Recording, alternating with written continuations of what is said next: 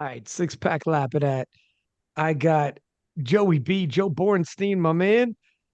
Absolutely murdered it. And your coach, Luke Eckerle. And fellas, kind of sort of a big fucking week for you, huh? Kind I'd of say sort so of. myself. Yeah. Kind of Absolutely. sort of. Remember in the DMs right afterwards, you're like, I told you. I told Yeah. you. And in the comments, you were like, your comment was perfect. It was the perfect follow-up comment under your post of King Lifts. You're like, I told you 860 wasn't enough.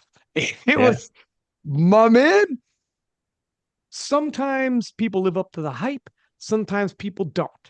And at 21 years old, for you to have already lived up, invested 860, I think when you said that, a lot of people, especially after getting injured at the previous performance, were thinking, bit off more than he could chew. A junior that like I hype people up, and people sometimes like you get behind people too quickly. You hype them up too quickly, gas them up, put too much pressure. This young man got injured. Give him a couple years, dog. You just needed a couple months. Yeah. 10 weeks, just 10 weeks. You know, you just need a couple months, years. Are you kidding me? We'll get into it, but I'm going to ask you about obviously SBD Rally as an 83 junior, totaling 865, the biggest 83 kilo total we've ever seen. You did that as a junior. I want to ask you about leading into it, coming back from the injury, your thoughts at the World Championships, the return of Russell Orhe, your thoughts leading into Worlds, the outcome of what you saw, where you think the fallout will be, the potential rematch, where you fit into the picture. I mean, we got a lot to cover. Perk possibly coming up to the 83s. My dude, there's too much to cover. There's too much. And you are well familiar with Perk. And my goodness, man. But this is a whole nother conversation now, isn't it? It is. Yeah.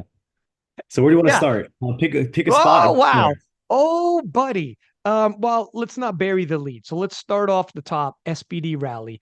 Gentlemen, did you know that this was 865 was on the table, especially coming off an injury? Walk me into SBD Rally. Let's walk through the day, and then we'll talk about all the others. Well, I talked a lot last meet, so I'm gonna let my coach start off this one, and then I'll chip in later. How about that? Sounds good. Luke, Yeah. how was it So leading into this SBD meet? Because he was injured, and I wasn't sure what to expect, but holy smokes. yeah, honestly, there was a lot of uncertainty in his training.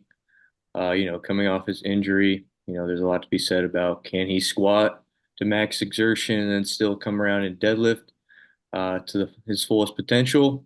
Obviously, we saw he could. I believe it was really cool because we were talking with Joey Flex in the lobby the night before the meet, and we had on our calculator 865. And Joey was like, huh, that's interesting. And I just think it's very fitting that we totaled 865 on the platform, like right after he saw that on So our so calculator. so he's walking by, and you have a calculator out like on your phone, I'm assuming. Yes. And unless you got a straight up calculator, Matt Gary does not trust fucking phones or nothing. My man, he must have been in some tough scenarios where he couldn't get Wi-Fi. But anyways, and you had 865 on the calculator. Joey Yes. Flex walks by and sees it, and he's Yes. like, "What the fuck is this?" Yeah. He probably didn't know how to react. He's probably thinking, "Did these guys see me coming? Are they trying to get in my head? What the hell is that number?" But you guys Oh, were yeah. legit, obviously. Yeah. Exactly. Yeah. Because what we saw, I'm not trying to shout him out or anything, but he put it on a story, a picture of Delaney's like story post. He screenshotted it, and then on top of it, he put like 325, 215, and then I think 345. That adds up to 885, right? And Delaney's not posting his top end training. He's just posting rep work. So I'm over here thinking, I'm like, what could he possibly hit? So we take out the calculators, and that's where we got the 865 from. So I was thinking 865 is the number we need at least to beat him. And Delaney was super strong on the day, right? Like if he hits the Oh yeah, deadlift, hits the bench. I believe that's already what eight. I think it's 860 right there. If he hits the deadlift and the bench, yeah. and I can't come in subpar and try to beat 860. 865 was absolute top end. Maybe the squat I had 2.5, five more, but bench all out grind, deadlift all out grind. I'd say again. I willed that bar up, I'd say. So yeah, I think 865 was like the magic number to hit, like to surefire beat Delaney on his top end day. So That's where we got the number from. Was it, well, first off, Delaney was in my DMs leading into this and insanely confident. And he should be. Delaney's a special talent, right? Yeah, But he legend. really was. They legitimately were shooting for incredible numbers. And Hope, to your point, yeah, he would have fell at 860 had he got those two that he missed, the third bench and the third pull. But from what I saw in prep, it was looking like this was not crazy. It was from what I had seen. He wasn't sure. Delaney plays his cards close to his chest. But coming into this, so I see where they saw that number, like, oh my God, this is gonna be a battle. Coming into this though, how quickly this turned around for you. And because I shot you a message after you got injured. And there was people, look, I was very much vocal when you came on the podcast. And you remember the story post where it's you giving the bow and it's Russ's reaction in the corner. And I'm like, you're the one. You got next. You're coming. 860 is not going to be enough. Took that quote. That was literally the YouTube video's thumbnail is you saying 860 is enough. You're commenting the whole nine. I took that from the Drake Kendrick beef, and I was really laying into this, man. I was using all the angles to hype this. So when the junior Nats happened, people are coming at me sometimes, and they do. They love it. They love it when they're like, "Did you back the wrong horse?" type deal, right? What did you feel when that happened? When you got injured, what were the murmurs that you heard, and where was your mental state at? And I'll ask this to both of you fellas, but Joe, maybe you go first. All right. So initially, well, going into junior nats, I was on a steamroll. I PR'd every single lift, and I was initially coming off the original back injury I sustained right before the Arnold. And I didn't perform how I wanted at the Arnold's because like I was thinking like 840 at 75. That was the main goal. My back couldn't hold up. I still pulled enough to win, but I didn't hit the goal I wanted. So I was thinking recover, recover, recover. And within 10 weeks, I built a lot of momentum going into junior nats. I PR'd every lift, like I said, and I was feeling stronger than ever on the day, right? I came into squats. I loaded 285 for my second attempt, and they called me on depth, right? But that was my meet PR already. So I was like, oh shit, I got 300 in the tank, but I'm gonna just bury it a little lower, take 295, 10 kilo jump, because I know for sure I have that with the added depth. So I buried it even lower. The extra like 2 to 3 inches of depth with that type of load on my back, I just wasn't used to, especially just being injury prone from the Arnold. So my back kind of just like, I felt a pop. I'm not sure what happened, but it seized up on me. I could not deadlift that day whatsoever. I loaded 3 reds in the warm-up room. All I needed was 600, by the way, to win and go to Worlds, right? So I was thinking World, Sheffield, just trying to finish the meet strong. I was taking, I think, 4 ibuprofen, 4 Tylenol. I was getting Aleve X cream rubbed on my back. I was getting a physical therapist there stretching me out. I was doing everything I could, just pulled 600 pounds, and I couldn't. I loaded 3 reds. I pulled it with straps a couple times because that allows me for the higher hip height and a little more flexion. So I was trying to pull that. I took the straps off. I tried to do hook grip. I failed it. I think I've tried 6 to 7 times just pulling 3 reds. I failed it around 4 of the 7. So at that point, I was like, I told Petrie, he was my handler. I was like, bro, we got to load the opener to a red. And then he ended up lowering it to a blue, even better for me. So he lowered to the blue. I hit She's like, it. I look, that red ain't gonna move, man. bro, I had to put on a belt to lift this up. It was that bad. I mean, I did pull God. conventional, which was kind of cool. Like that was the first time pulling conventional since my Well, first meet. It was a that's the comeback. bright side. You're a very positive kid when you're like, hey, look I PR'd my conventional. Yeah, exactly.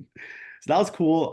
But I was definitely hurt. Like right after the meet, in the front audience, there's people like, or in the entire venue, there's people like Nabil was there, Leah was there, Jamal, Rondell, all these high level lifters were there, and I just felt so bad because I just felt like they were there to like witness history almost. And since I said 860 wasn't enough, it felt like all the eyes were on me, and I just couldn't perform. Not to my own fault. Like I didn't choose to get injured. I didn't miss execution. It was just my back that didn't hold up, right? But it's okay because I would to total 865 at this meet, I'd do it all over again, the same exact way. I'd get injured again, fall on my face, get back up and total 865 if that's what it takes. You're gaining experience too. You experiencing first off, coming on the podcast, throwing big bold claims out there, which got everybody excited. Good. I could tell you when I was at Worlds, everybody was talking about you, but you hadn't done this yet. So Yeah. that it was still like they were talking like, was it too much too soon? You know, and not sure, but that's good because they're talking about you. To that point yet, you know how many people would make it that far and nobody's talking about them? Stepping in front, being bold, saying it with your chest out, inner belief, and it wasn't coming from nowhere, gets people talking. And now you're experiencing on the fly, 21 years old, what happens when there's a lot of attention. People all over the world in the community are taking notice. What happens if you swing and miss? Like the home run hitter, you fall on your face, you get up, dust yourself off, swing at the next one. Try to knock that one out the park. And that's SBD Rally came around, right? But it's good to gain this experience now because from 21 to 31, you know how many more times is going to happen? Get this out the way, feel what it feels like, and realize you could rally back. Now, Luke is his coach. 2 injuries, lower back in a row, and SBD Rally's right around the corner. What are you thinking? Are you like, holy smokes, this could be a reoccurring injury? We see with juniors sometimes, you know, that talk, think about, you pushed them too hard, too soon, back to back. What were your thoughts? Yeah, I mean, I know Joey's an incredible lifter, and just coming off of 2 back-to-back insane meets at Raw Nationals in 2023, Arnold 2024, he set, really nice PRs, both those meets. And then, getting injured at Junior Nats, I knew that something like a bad meet was bound to happen, right? Like he was being so successful up until that point. So I knew that something obviously could happen. And with that being said, after the meet, I actually advocated against going to SBD Raleigh just because, coming off of 2 back injuries, it's obviously your body saying, hey, like this, I cannot keep going down this road. I'm going to keep protecting myself by getting injured just so that I don't have to go through these movements. And so I actually advocated against it. And I said, Oh, did he pause and for you, so Joe? because of He's that, back. You pause real quick. Rewind that. Yeah, yeah, rewind. sorry, I You was, paused for a second. It paused uh, that after the back-to-back injuries and the body was telling him, telling him that it needed a break. yes, And then you exactly. went on a break, sir. Yeah. And then but I left that decision up to him because, he is his own person. I can only influence him so much. That's his decision to make as an athlete. And so I said, why not? We actually hopped on a call and I said, why don't, because he had an upcoming gym session, I think. He was at like Chick-fil-A or something. And he was going to the gym right after and he was like, I'm gonna test the waters out a little bit, see how my back feels, and then I'll let you know. And it was after that call that he said that he made substantial progress in how his back was feeling. And so that gave me a little more confidence as a coach to be like, all right, maybe we could do this. And then as the week went on and we started hopping back into our, natural training habits, it just kept getting better and better. And so that kind of just influenced me to be like, all right, you know what? Let's go all in on this meet, see what we can do.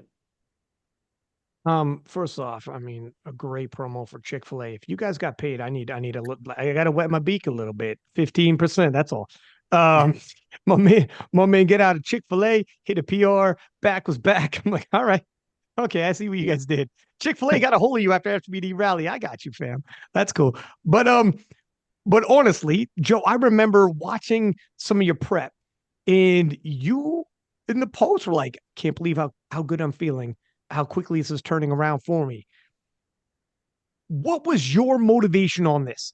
Because Luke's right. Ordinarily, it would seem maybe haphazard, and I get where Luke, as oftentimes that's the role of the coach, to be non-emotional about it and say, looking at this, I don't know if this is the greatest idea. And then as the athlete, the internal belief, this is why you guys are what you are. It's like, no, no, no, I'm built different. Trust me, have faith that, I can part the sea if I got to.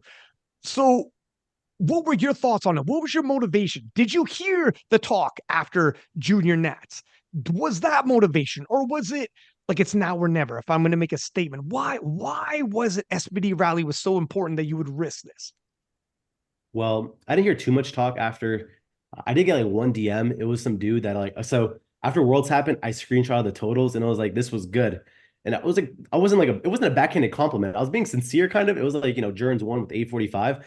And I was like, this is good. And then someone DM me, this is the only hate I got. They're like, what do you mean it's good? And he put the quotation marks. He's like, you effing snap your back, you're absolute shit. And I was like, bro, what did I do to you? Like, I don't even know you. I was like, it's not even my fault that I hurt my back, first of all. Why are you coming at me personally? But that was like the only true hate that I got. But my main, I guess, motivator was that I couldn't leave that second chance.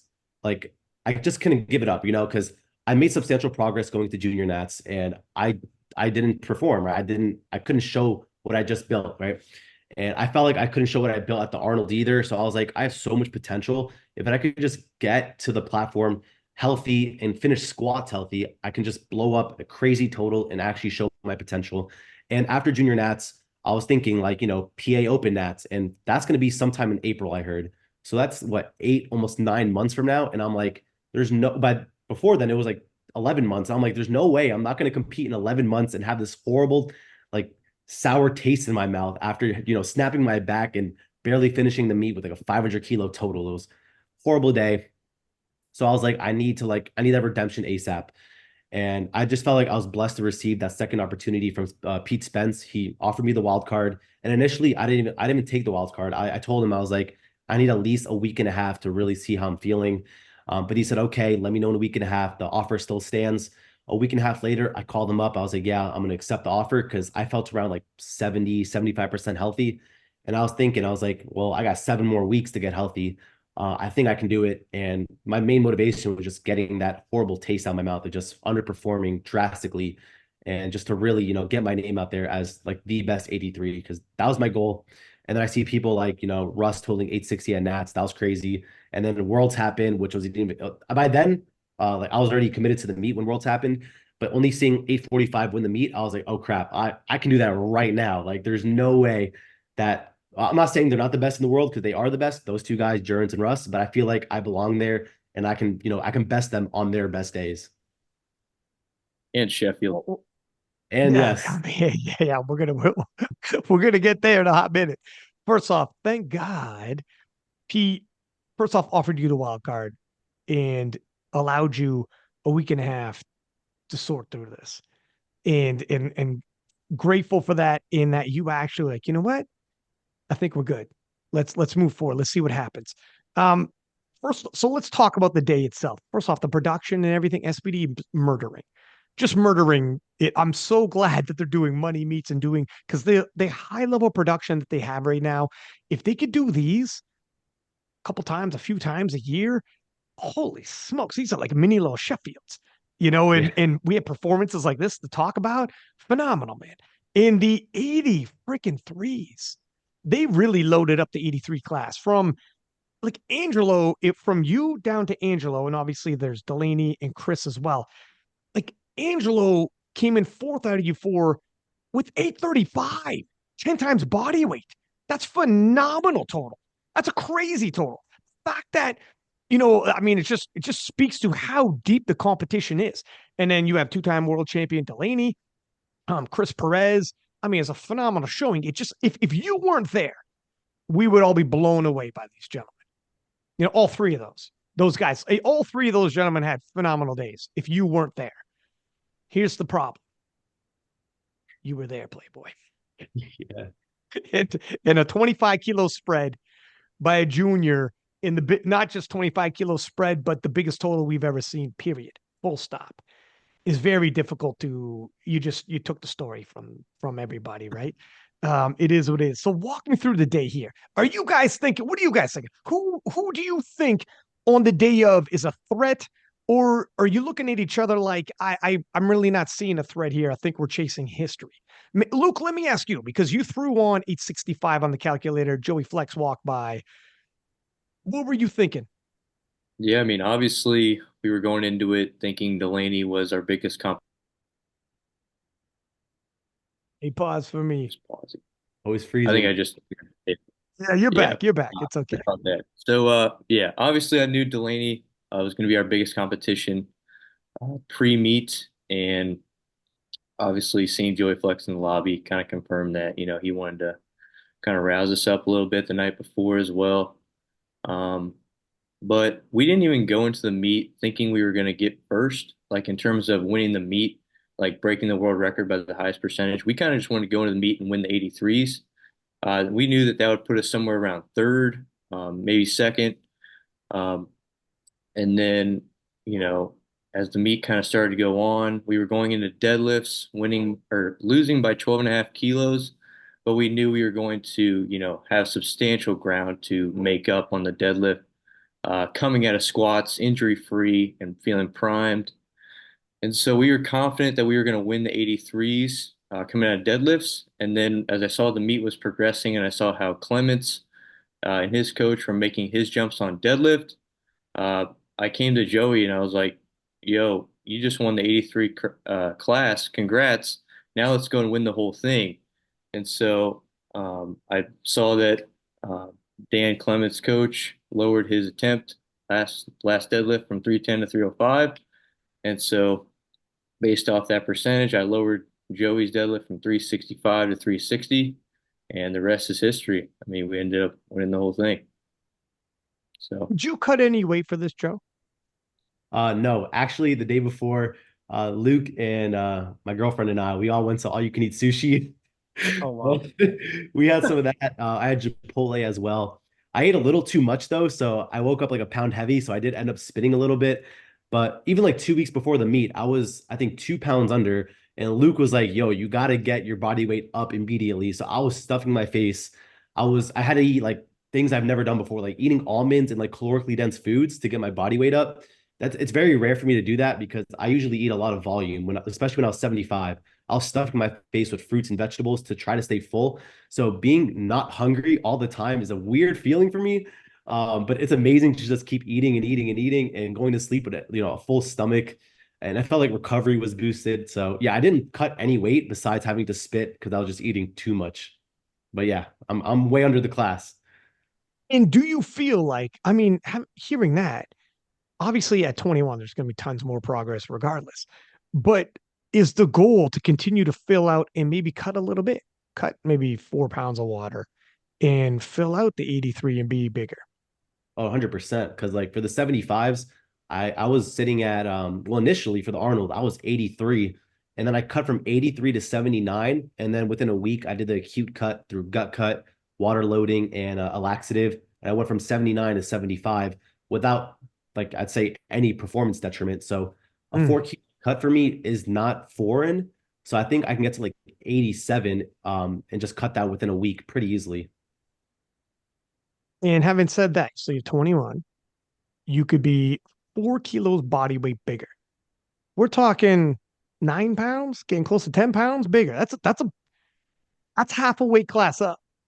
Yeah. You would be substantially larger human in the future. So you at around 23 and half a weight class up, let's say, walking in here. Are you going to be the first man to take the 83s to 900 kilos? Yes, and probably 2K and beyond that. Yeah.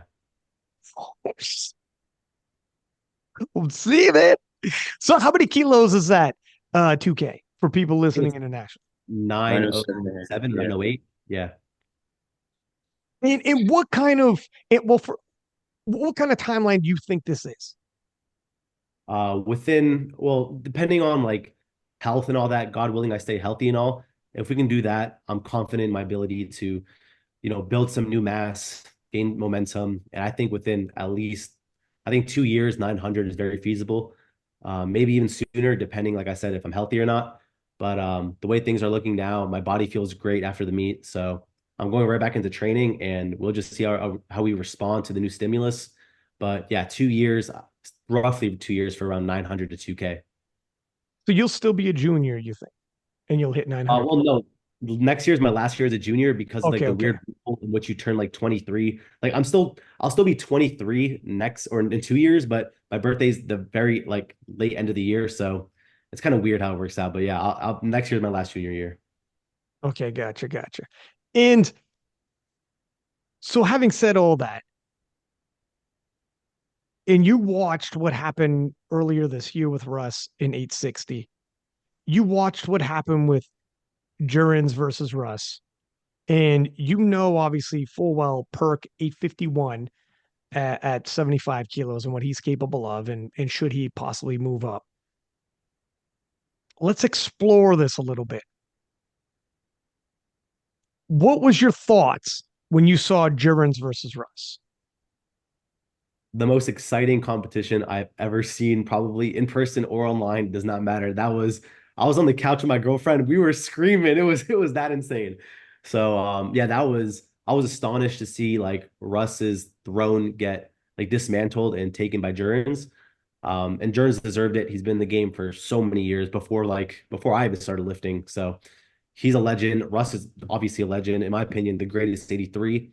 But it just wasn't his day, it looked like I know there was complications with the flight and all that going late, and not predicting what Jurins would do, because I don't think anyone in the world predicted Jurins above 840. I know I didn't. I had him at like 835-ish at like absolute best. So to see that, he surpassed everyone's expectations, and then Russ did not live up to his expectation. So it was like the match made in heaven for Jurins right there. And that's how he basically pulled off the upset. I mean, you talk to the British and they'll tell you this is no upset. I'm like, how is this? Germans will tell you this is an upset. Yeah. Germans came in. He's like, look, I thought I was fighting for silver. Like, but I'm telling you, man, the British are like, nah, never a doubt. I'm like, all right, well, okay, but it is what it is. So when you were watching this unfold, at what point did it start clicking for you that, oh my God, Russ might not take it? When Russ got that third squat overturned, first off, what did you think when that third squat happened? Did you think it was depth? And when it got overturned, were you at that point thinking, oh my God, Russ is vulnerable to an upset? Or were you at that point thinking he should still be able to have that? It won't be that close. So the squat, it looked very similar to his second. His second wasn't very convincing. I would have gave it to him. And then his third, it looked similar enough that like if you give the second depth and you call that three white lights, then you got to give the third three whites, in my opinion. So I was a little surprised that they took it from him, but even then, it's still Russ, right? Like you're not expecting Russ to lose, even with a failed squat. Like you've seen him almost bomb out at nationals one time, going 1 for 3, barely hitting his third attempt, and he still comes back for the win. Not easily, but he won it securely. So I was still thinking, I was like, well, Russ has historically the bigger pull. Not on the day, it wasn't like that, but at least, history, and you look at open powerlifting, I believed he pulled was it 345 at Korea? So Yeah, I think he was top end. bigger, but yeah. True, but like with deadlift, it's not really affected too much by body weight. So I was Right. expecting around a 340, maybe 345 pull again.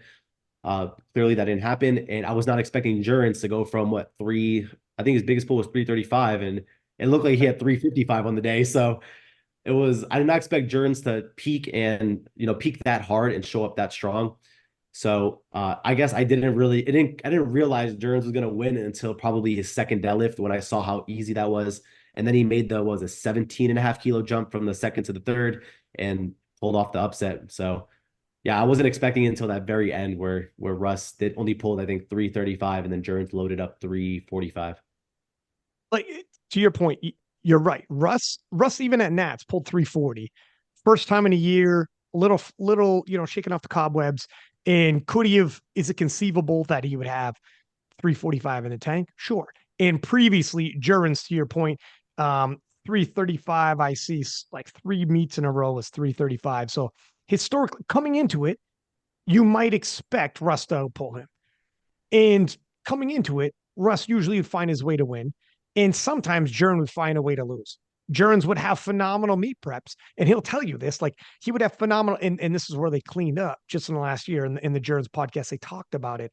But he would sometimes, meet would be going well, the prep would be going well, sorry, and in the meet just wouldn't turn up. Now they started sorting that out. And we're starting to see that now from Worlds, and then just 10 days later at Silent Worker, he did 852. So I mean, yeah, it's or sorry, 850. But and he pulled 352, sorry. But yeah, it's a phenomenal upset, totally shook up the 83s. Now, when you're watching this, and Russ takes an L for the first time since 2018. And obviously, it was when you came on the podcast, it was Russ's 860 you're targeting. It's Russ, and that's probably every 83. So when you're watching this, Endurance pulls off the upset, and you're telling yourself, "Fuck me, I think I got that kind of weight in me." what are your thoughts? What are your emotions? What are you thinking as the upset happens and possibly the biggest single moment in IPF history takes place? Well, I'm feeling like a little FOMO, I'd say. So, just fear of missing out because I wasn't on the stage, which I don't belong there. Obviously, I didn't go to Open Nats, but I just feel like I deserve not the same recognition because you still have to travel, you still got to do the damn thing. But I just felt like I was the strongest 83. I just haven't unleashed the potential yet, and to see only 845 win the meet, I just thought that was a huge not underperformance, but almost like a huge letdown because we have people like, Perk totaling 851 at 74. So I'm thinking like the 83 should just be at a wholly, like totally different level right now. And we're just missing that one person. And I'm like, why can't that be me? And I'm only a junior. I still got more time. So I think the overall talent pool in 83s has to grow and just get overall stronger. But yeah, I was kind of hyped watching it because I'm like, wow, I have a really good shot at, coming in next year and taking the throne. But yeah, I wasn't so much like astonished about the meet, but more so just like using it as motivation that I can be right there in the same exact position, but plus 30 kilos on what they just did. Right. So I love it. I love the exact same, man. Just throw on 30 kilos and you got yourself what I would have done. But all right, put a pin in it. I'm gonna get to you, Luke, and get your impression on that in a second. Then Okay. we'll look ahead to the future. But one thing I'll say, Joe, I already know, especially coming from Europe and the British, they're gonna be telling themselves, Russ came over with 860 and ended up where he ended up because Worlds is a different animal. What do you feel about that in terms of you got 865, but they're going to tell themselves and reinforce themselves saying, we've seen this before when you leave America, travel, time zone, blah, blah, blah. Perk was 2 kilos light. Don't know why. Something happened. Don't know why. Very tough officiating. See what happened to Delaney in 2023 and Taylor in 2023. I thought their lists were good, got taken away. It could be a different animal. Now, obviously, you're not going to account for controversial calls, but what would you say to that? Because that's what they're going to say. Oh, I know. But the thing or the difference between me and Russ is, first of all, Russ maxed out the class, right? So when he did his 860, he was going from it like a huge body weight. He cut dramatically to get to that 83.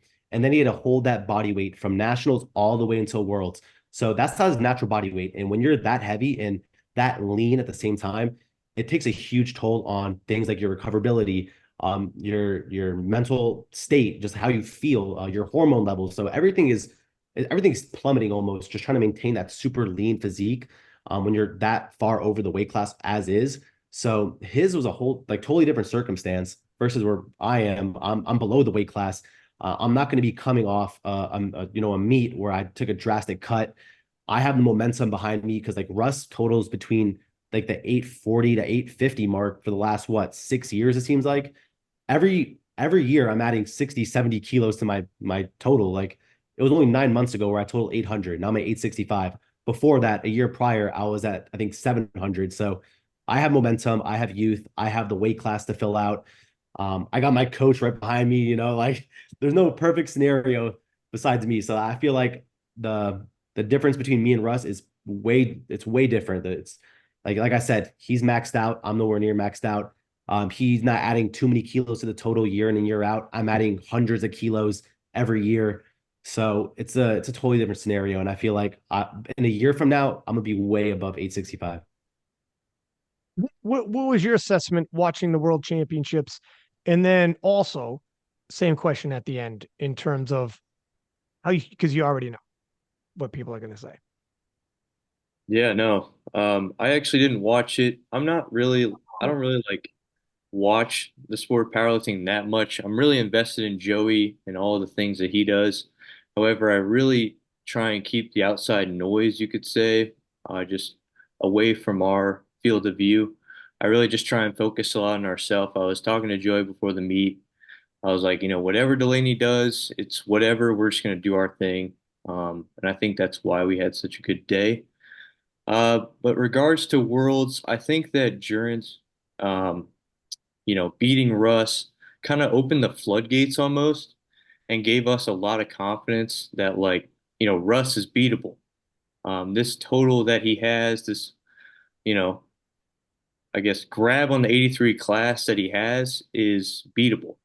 And so that being said, that gave us like even more momentum in our training to just keep doing what we do best and just add kilos to the total and eventually show up on meet day and just give a huge performance that, ultimately beat Russ's 860. As you see now that we've kind of settled in after the World Championships, and initially as a shock, it always is when somebody is dominant as Russ.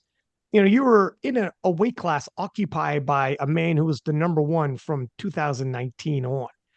And Delaney, phenomenal champion, won twice, but the shadow of Russ hangs pretty big. Even Jurins would say, like, it's big. When we face off, I think he's going to be the favorite again.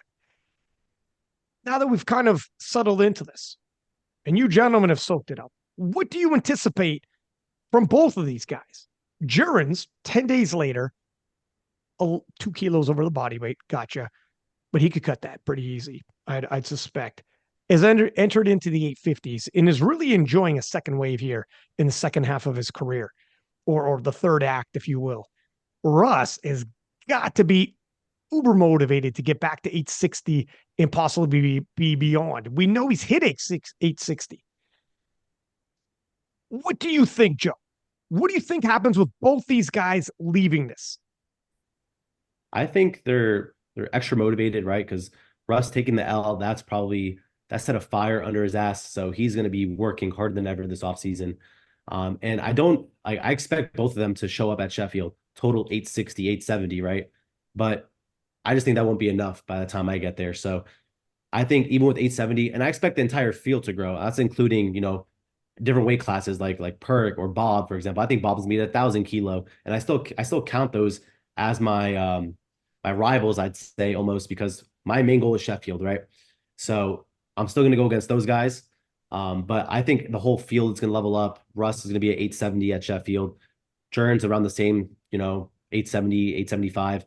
And it's all gonna come down to the last pull. So at this rate, I think Jurns is gonna take the win because his pull is looking very, very strong. And by then, I'm suspecting like a 360, maybe a little more on the deadlift, because like I said, at Worlds, he had 355, it looked like. And then at Silent Worker, it looked like he had 350. He did 350, right? I believe.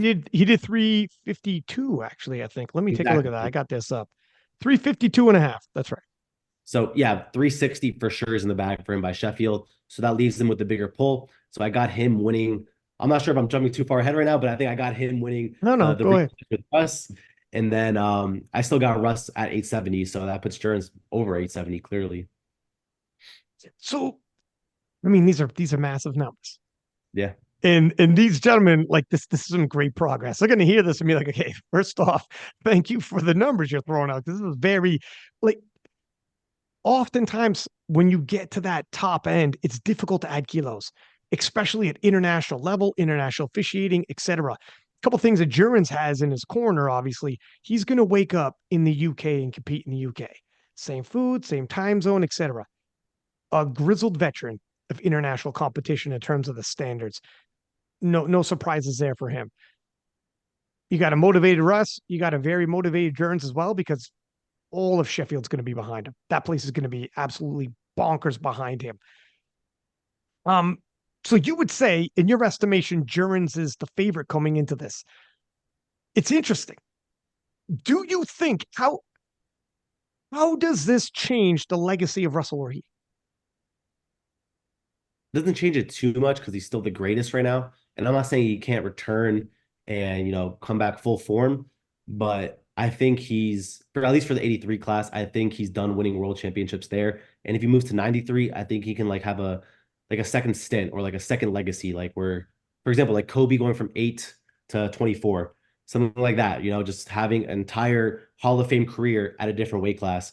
So I think his legacy is set in stone for 83. It can't go any lower. And I think his entire legacy as a whole can continue growing at 93. Here's the issue. 93 is a murderous field. He has put up 885. Russ is strong as hell. 895 won Worlds, 895 by 93 won Sheffield. I think you're 100% right in your assessment that he can force it's a murderer's row at 93, but he could jump right in there and immediately be competitive in that murderer's row of 93. So I agree with you 100% there. He's special. I also agree his legacy's got to be stamped and it's in there. But moving forward, it looks more and more like only one person per weight class is going to end up making it to Worlds. And if there's two, it's going to be the craziest dogfight. Could be two 66s. Remember, Clements, Jonathan Garcia. You know the 66s, 93s. Don't got to go through the murder throw. Juwan Garrison's coming over. Petrie, Gavin, Keiko comes back. Even if they do send two people in the weight class, very, very difficult. In your estimation, is Russ going to make another world championship appearance at 83? No, he's not. I'm not. That means I'm betting against myself, and I don't think we're gonna have. We're not gonna double up on a weight class because then our entire roster is stacked. We have from the 59s with Waskar to the 120 plus with Jesus, right? Every single class in between has somebody there. So doubling up on a weight class is just not going to happen unless IPF changes the rules or something because they notice that America has the best talent. So they're probably gonna, or I hope they're gonna add in another slot for us. It just makes those Brits are really gonna love this podcast. Oh, I am going on this podcast. I'm going on Jurins' podcast next week. So yeah. He told me to come on here first to get like the steam off, and then I'll go to him. But yeah. Besides the point, I don't get the steam off. Yeah, he's back to the question. I don't see him making a 83 world title again. Potentially 93, not next year though, because I'm assuming he's doing Sheffield and not doing PA Nats. So I hope he does PA Nats. That'd be crazy because he's like one of the I guess first people I've ever looked into when I got into the sport. It was back then when people like Jeff Nippard were competing, Larry Wheels, and then I looked at Russ Swoll. So those three were like, I guess on my Mount Rushmore at the time. So being able to go head to head with him will be amazing. It'll be a huge honor. But I don't see him going to PA Nats simply because he has Sheffield and then having that super quick turnaround. And like I said about the body weight, having to hold that 83 class for that much longer is just, it's not smart to do. So it feels like I'll just be going against a number, just like what Petrie did to Keiko. And if that's the case, I mean, that's just an easier win for me. But I still have to go head to head with Delaney. I still got to go head to head with people like Chris Perez, Angelo, even Lucky or Nori, for example. So the class is still stacked, and I can't wait to compete against those guys. But I'm still praying. I always DM Flex to convince Russ to do PA Nats, but I honestly think he won't do it, which means the title is there for the taking, and all I have to do is beat that total. So I had people in the comments and as well in my DM saying, in a year span, dominant, massive names in powerlifting like Taylor Atwood and Russell Orhe. What are we saying? Are they getting pushed? Are they no longer like we have Russ lost like he vied for the world title, and we all kind of thought in the back of our heads, well, if he vies for that world title, he's taking it back. And it turns out no. And then while he had the total, he had the biggest total in the 83s. And then the same within a couple months, no. And then we saw with Taylor in the emergence of Perk, and people are speaking about your emergence, just like the emergence of Perk. And it's almost too much for everybody to wrap their heads around. And it's almost because a lot of things change in powerlifting, but some things didn't change. Taylor Atwood was the pound for pound king, and Russell Orhe was the king of the 83s for half a decade. That's forever in powerlifting. That's forever. For some people, they can't accept this. And it's probably, Russell's probably one of them, and that's a good thing. He ain't going down without a fight, and that's a good thing. We want him to show up and show out. Speaking of this, and then we're going to get into, I do want to talk about like this kind of prep, and Luke, get into a bit of yourself as well. I know you got a background story on you, but speaking of he had talked about it last podcast, but speaking of Perk, you're in Perk's emergence. You guys have clashed in 75s. And you were not suited for 70. You're way too big for 75s, as time would tell, obviously. But Perk put up 851 as a 75 and was out totaling the 83s before and has flirted with the idea of coming up to 83. What do you say to Perk now when you put up 865 and he flirts with facing you one more time, but this time in your weight class? I mean, I welcome the challenge. And in my opinion, Perk is the best lifter on the planet right now, at least pound for sure. So his potential is, I think he still hasn't filled out his potential at 74 yet. So moving to 83s, he's probably going to have to like he even said on the last podcast, eat a cheeseburger before weigh-ins, right? So he's not going to really fill it out. And that's a good thing for me, right? Because I filled out Perk at 83. I'm not sure how that would look. It would look pretty insane because he's not the biggest dude. So him at 83 is gonna be like a little gumball, right? It'll be looking. I don't think he's going to fill out he's not being 190 pounds and cutting. Like that would be right, adorable exactly. and he'd be cuddly as hell, but I don't think he's Yeah. going to be. It's not the No, physique he's looking for. yeah, but I know I welcome the challenge. I hope we do clash one more time because the last time I got smoked by 50 kilos. I mean, I still totaled 800, but like getting smoked by 50 kilos is a very humbling experience. But I feel like I have a more fair advantage now, or a fair fight, because this is my weight class. I'm naturally a bigger dude, so being a little heavier is going to be much needed for me. And if we were to clash, I would like it to be almost on a fair playing ground. So like trying to rival each other's like GL points, for example, or like dots, right? Because I don't want to get smoked in that area and just barely squeeze by with a 5 kilo win. I want to have a comparable dots or GL point and beat him in total. So yeah, I definitely want him to move up. Not yet because I want to see greatness and I want to see the history he does make at the 74 class, make that unattainable for anyone else to catch, and then move up because by then I'll be ready, he'll be ready, and he would have done what he wanted to do in the 74 class. So, in your estimation, if he just moves up and you go kilo for kilo, because previously this wouldn't be the case, but like when Russ was there and he put up 851 as a 75, people thought he moves up. It's a fair fight between him and Russ because he put up 851. But in your estimation, you're thinking, if you move up, young man, we can't go kilo for kilo. That's not a fair fight with me at this point. Yeah, it won't be You're going to no. need a formula. Yes. I don't think he can out total me now. My pull is just coming, it's coming out of retirement because this is the first deadlift PR in a year and 10 months. So this is a pretty drastic PR for me, which I'll take with open arms. And then my bench is coming up, but squat right now is the biggest moneymaker.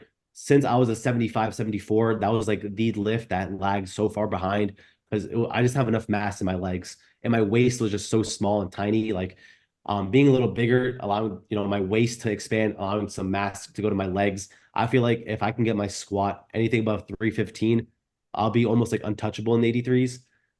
So even if he does want to move up, like it wouldn't be a fair fight. So at that point, it'll be going for like the formula, like you said. Who are, because for a while there, people were talking about outliers and said, we are lacking an outlier in some of these weight classes. And some people had pointed to the 83s saying, I think you're lacking an outlier there. And an outlier would be somewhere around, and I think it was an Ahoro actually, who did some stats and said it'd be around 870 or something, which is obviously like 5 kilos off, right?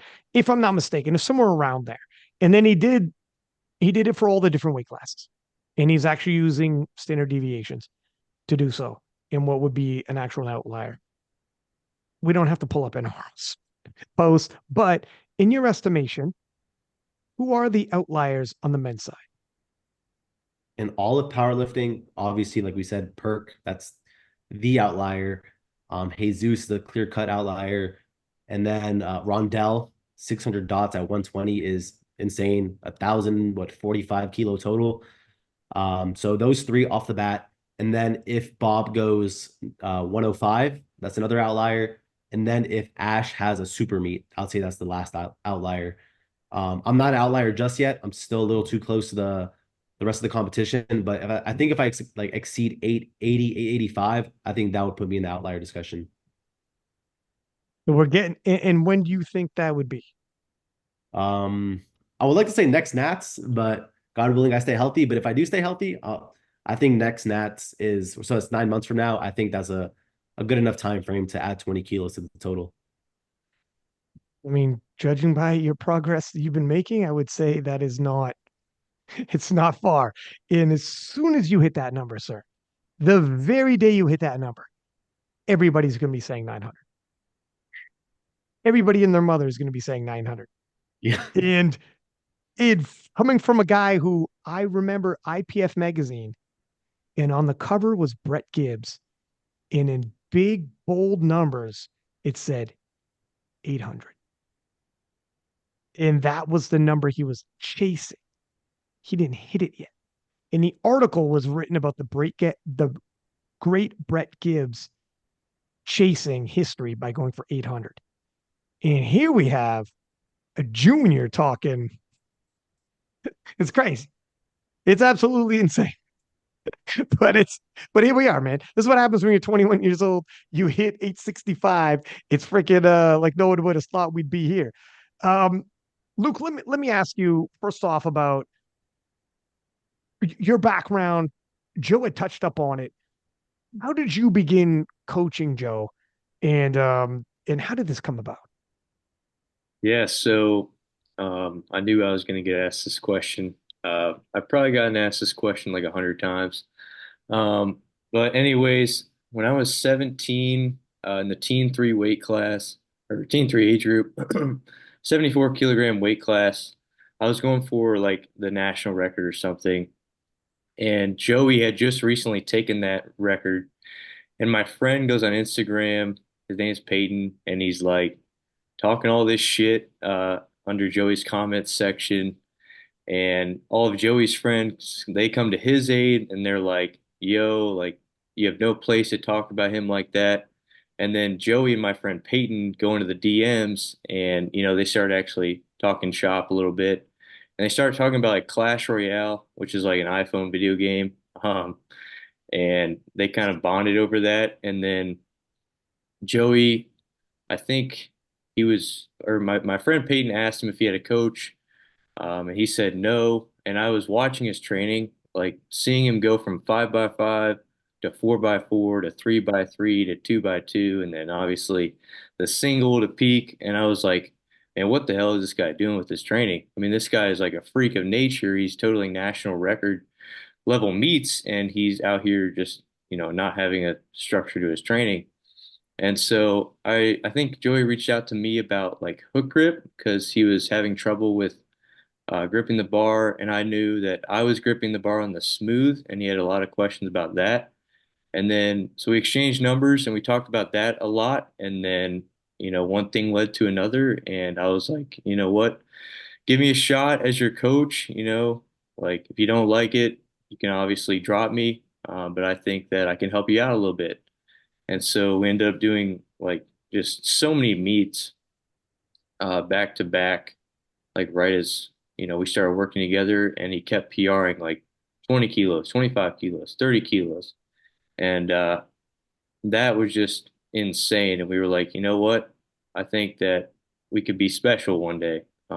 We've always believed in each other, and now we're here. So, yeah. What's your background? So I am a fourth year pre-medical student at Indiana University. In terms of coaching, I don't have like much of a background. Joey's one of my three athletes. I coach my roommate as well as another gym buddy. Um, but in terms of coaching, I just watched a lot of YouTube videos in my earlier years of powerlifting because I love everything about human movement and the human body and all it has to offer, all the different muscle groups and just, I guess, the maximum potential of the human body in strength sports really entertained me. And so I started researching, doing all these different things, experimenting on my own body, experimenting with Joey, and eventually we just have all this data on him. Uh, and that just kind of informs my future decisions about where we're going in terms of programming in the future. Yeah, like obviously that like it clearly works. But when you're going to school for medical, what particular is it? Is it neuro? So right now, I'm only an undergrad, so I just applied to medical school 2 months ago, and I actually just got accepted for an interview like 2 days ago. But anyways, I'm majoring in neuroscience and chemistry in undergrad, and I'm minoring in mathematics. And so in medical school, I hope to, get exposed to all the different specialties. I've been, I've witnessed a ton of different specialties. I think like 7 different specialties of surgeries and stuff. And the one that attracted me the most was definitely neurosurgery. I could see myself doing that um, for sure. I know it's probably going to change between now and the end of medical school, but as of right now, that's where my head's at, is to become a neurosurgeon. So This is this is what I was looking for, is because when Joe came on here and was yeah, like, yeah, man, I mean, he doesn't have a powerlifting background necessarily like coaching, but he's smart. Like, well, how smart? He's like, well, he's a fucking brain surgeon. it's it's like, all right, well, there it is. When people are saying, literally, when people are like, they use it as a figure of speech, but come on, man, you could do this. It's not brain surgery. yeah, Because they say that because brain surgery, you have to be an absolute genius to do.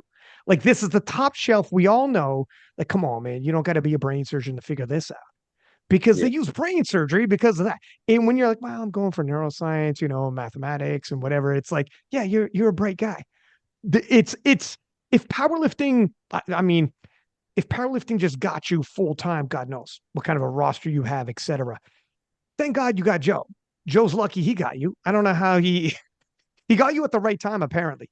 Because moving forward, and I'm sure after this and the emergence with Joe and everything you're doing, so you're obviously an incredibly bright guy, brilliant, and what you're doing is probably going to be, when you talk about mathematics and you talk about it's science, it's probably above 99.9% of people in the room's heads.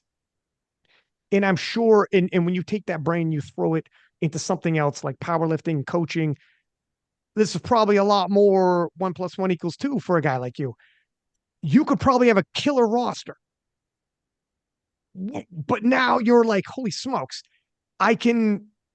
Do you yourself feel like you're at a bit of a crossroads? Like, okay, look, if this was unexpected, didn't think I'd be making history as a coach.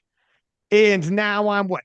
If I walk away from this, or if I don't take more people on, like, what if you could end up like a roster like Joey Flex, where he is the strongest man that ever lived with Jesus Oliveros? Or what if you could, you blossom into something? Have you thought of this? You're like, fuck, what am I doing? What am I doing? yeah, absolutely. I've thought about it, but I think that, me being so, I guess, He I think I paused might on have me, cut out Joe. again. You're back now. You're back now. So, yes. So I would say me being socially isolated from the sport, you could say, has kind of, helped me be a better coach.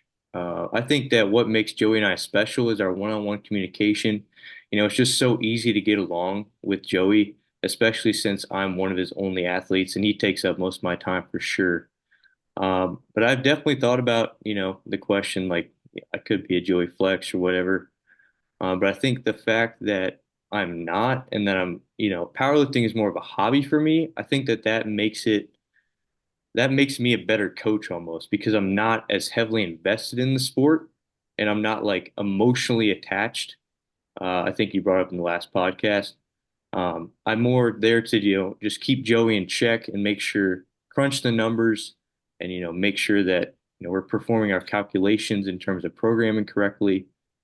Um, but yeah, I mean, I think that because I don't have that big of a roster, that makes me a better coach for Joey, and that allows us to, have these insane feats of strength that you saw this past weekend. You remind me more of Jason Tremblay, Taylor Atwood's coach, whom, like, the way you carry yourself and the way I don't know how you approach your training methods, but speaking to you, you would be more along those lines. But Joey, you're walking into competitions and people like, my coach, he's a genius, put this together, and like, yeah, I got a fucking brain surgeon backing me, Playboy. I think I'm all set here.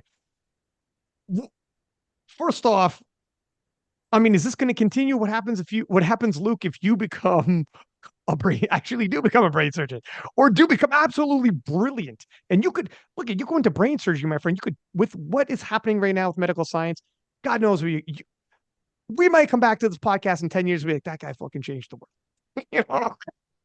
You You never know know. what I mean? That was a guy. Oh, Who knows, right? Who knows what you end up unlocking? So keep in contact. But have you guys talked about it? Is this a committed look? We're going to see this through. I won't take anybody else on, but I'm not losing you. So yeah, I think we've discussed it in the past. He's not wanting to expand the roster, but I don't think he's willing to drop me now. We're too deep in already. Can't do it. And so yeah, we can't get divorced anytime soon. I don't think so. I need to hear from Luke's mouth right now on KOTL. You can't Yeah, quit this young man. You can't leave this game. no, I love it. I was a power lifter, and I've since then quit, to dedicate more time to my school and efforts to become a doctor. However, this outlet kind of gives me, you know, a way into powerlifting, and still the thrill of powerlifting without actually participating in the sport. And so I think that that's healthy for me, becoming a doctor. You don't want to be overly obsessed and, put all your eggs in one basket. You want to have, outlets elsewhere and things that, can kind of help your mental health when you're really focusing on tests and stuff. I mean, I look forward to going to these meets to, help Joey because it's just such a fun time. And it gets my mind off of, my current schooling and all that kind of stuff. So I would say as of right now, yes. In the future, I will continue to coach Joey. Um, I don't see why I can't. Um, yeah. We're gonna hold you to that, man. Yep. You know how many coaches are gonna be in Joey's DMs? Be like, I don't know, I wasn't convinced by that. I Yeah. didn't feel passion when he said that, Joey. Well, talk about people going to DMs poaching. This is a hot prospect you got in your hands here, man. Um, so Joe, looking ahead, what are some of your future plans? What are your future goals? I'll tell you, when I watched the videos, I thought you looked huge.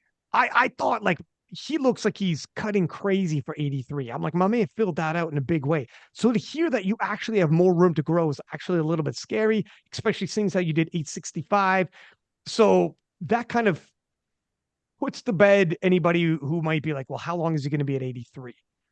But at 21, it's conceivable you might eventually move up. How tall are you? I know we're not allowed to ask that in powerlifting, but I'm 172 centimeters, so a hair under 5'8". oh, no kidding. Okay. So what is your future? Do you think that? For now, like I don't want to get too big. I know that's weird to say, but I think like staying somewhat physically, healthy and lean and just being proud of like my own body and how it looks. I still want to be somewhat athletic as well. Like I just played basketball today, for example, with my girlfriend. So I still want to be able to move around, have healthy knees and all. So I don't see myself getting too heavy.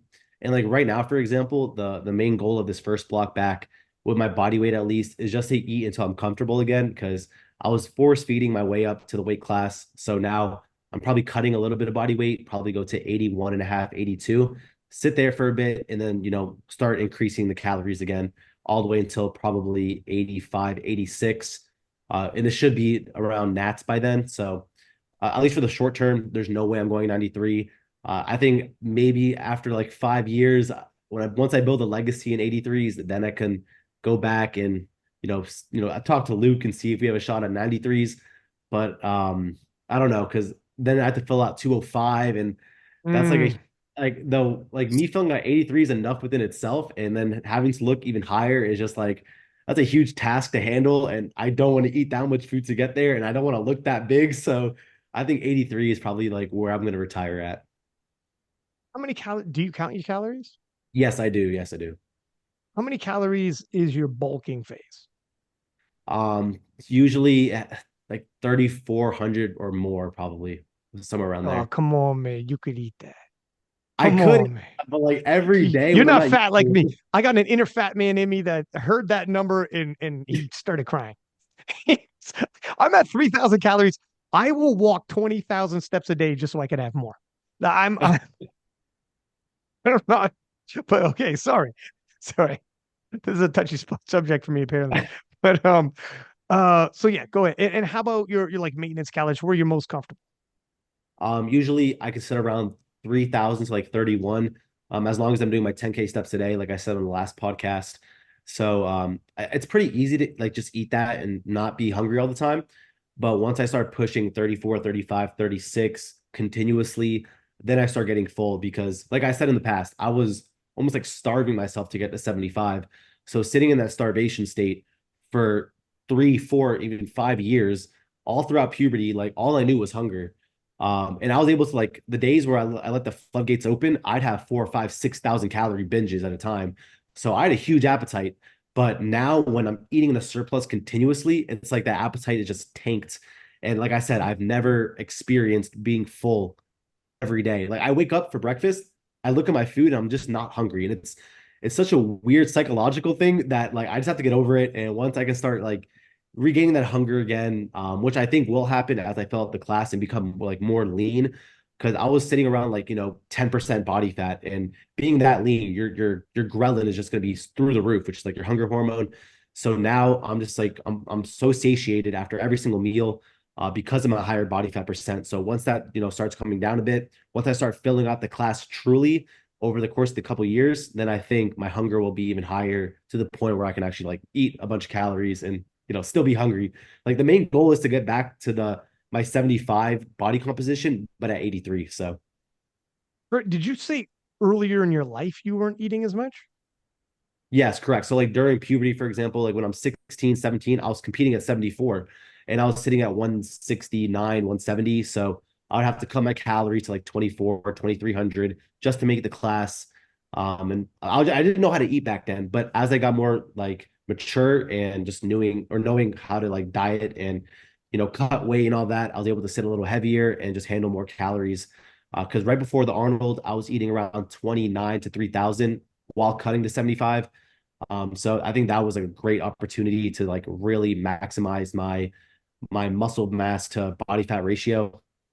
And now, like I said, I'm a little heavier, so my body fat's a little higher, so my satiety is going to be higher as well. You sound like a bright kid too, by the way. But Thank you. I say kid, you're 21. I mean, no I'm a offense. kid. I know I'm a kid. Don't worry. Okay. But when you were okay, so you were 17, counting the calories and whatnot. How do you, this has been brought up before. How do you feel about taking away weight classes and only doing like GL points for sub juniors? I actually like that idea because, not gonna lie, I think I shrunk my height, or like I didn't like Oh grow as shit. much during puberty because of the caloric restriction I was under. I feel like if I was in a surplus Oh throughout my shit. my entire puberty years, I might have been, I don't know, 5'10", right? Like I don't know. Could have been 6'2". I could have Could have played been basketball or 6'2". something. I don't know. That's a But fact. that's actually a good idea. Like cutting weight during puberty is such a bad thing. I wasn't like I wasn't crash dieting by any means. Like I was still eating within somewhat maintenance calories, a little bit under, but like you see like gymnastics, for example, like the girls there are so small because of their caloric restrictions and their overtraining at such young ages. And then you can see just overall trends in like worldwide data of like people in less developed countries not eating as much, and their average height is lower. So not eating during puberty is definitely detrimental to overall health and like longevity, and just overall maturity and how you go through puberty and develop muscularity. So I feel like getting rid of weight classes could have a good incentive for the athletes not to cut weight. But if we go off GL points, then they're probably going to cut a little bit to try Mm. to boost the GL points a bit. So I think there's no real way around it, and we have to do like a culture shift almost in powerlifting and really prioritize eating in a surplus, getting healthy, not cutting weight, and just changing the outlook of these sub juniors and like showing them the bright side, and how like lifting for a world championship when you're 15, 14 years old doesn't really mean much, when in 5 years you can be at a much higher maturity level and strength level in comparison to just like not dieting. So I feel like it's a culture shift. It's like almost a lifestyle like shift for these sub juniors and like foreign coaches, because I think abroad is where we're really cutting the weight. And nationally speaking, I don't think we have a lot of athletes like dropping weight classes to try to be competitive. You see people like Elliot Sykes, for example. That's like Perk's favorite sub junior at the moment, Elliot Sykes. Mine too, man. He's a Mine too. beast. Got to be up there, anyways. Exactly. He's not cutting weight, for example. He went from like he was close to 67 and a half for USAPL. He weighed in like at 69. So he was right there to the weight class and still didn't end up cutting. So that just shows his mentality towards the sport. And he knows that being so young, this is the prime time to grow and get as strong as possible. And he even said, we were DMing back and forth. he's still like 160, which is around like 71, 72 kilos. And he said by next year, junior Nats. So that's like 9 months from now, he's going to go to 83. So he's not going to fill out 74 before even looking at 83 yet, which is crazy. So he's looking huge long term. And I feel like everyone, especially abroad, should be looking the same way he's doing it because he has the right mentality. He has a good coach. So like I said, it's just a whole culture shift and not worrying about cutting weight at such young ages. Who's his coach? I have no idea what it's.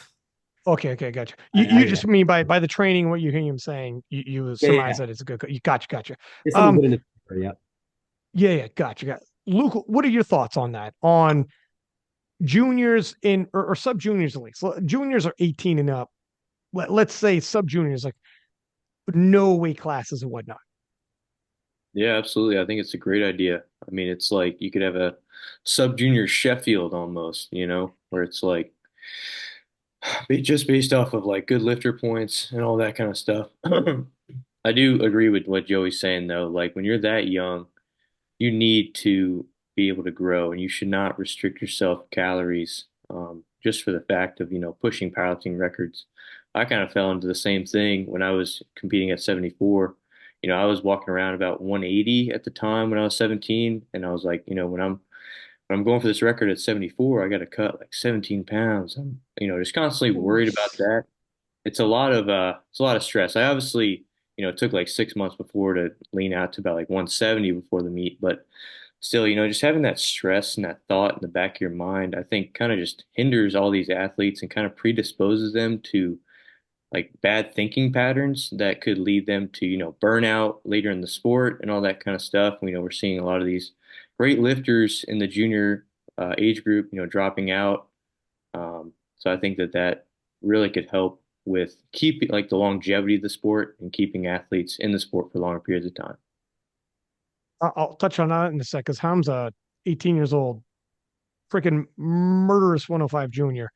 Had him on the podcast. He was 17. It was insane what he was doing.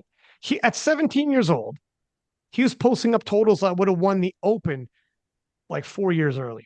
It was crazy. We never seen this guy before. He would have been in the top five in the Open. It was crazy. The numbers he's crushing as a like 17. He's so young. 18 years old, retired. To your guys' point about burnout, etc. Was it too much too soon? I don't know. Joe was also a teenage sensation, though. Had a lot of hype on him. It didn't happen like that, but he also, some make it, some don't.